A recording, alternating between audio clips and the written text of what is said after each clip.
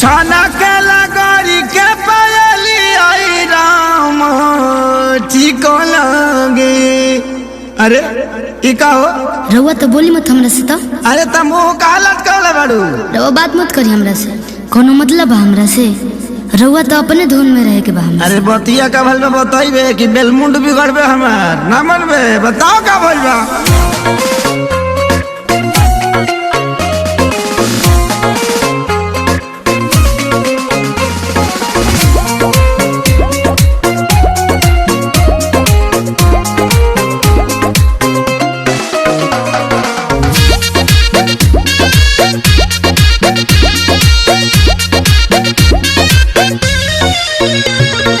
पायल भुलाइल बाकी झुमकाए रानी, बोलत ना बाड़ू का बा परेशानी। हटियो ना। अरे बोला का बात बा। हटियो। पायल भुलाइल बाकी झुमकाए रानी, बोलत ना बाड़ू का बाटे परेशानी।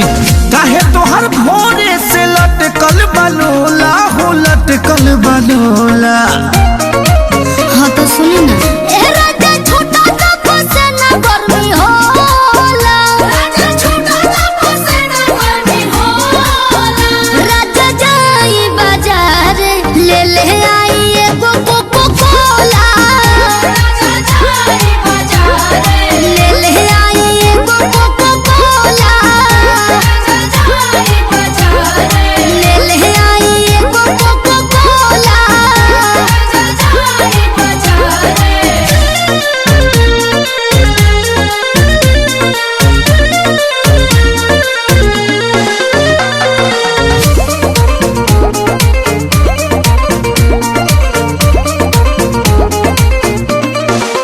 जवन जवन कहाँ बुलइबो सजनिया, लहई पीला ग्लूकोच वाला पानी।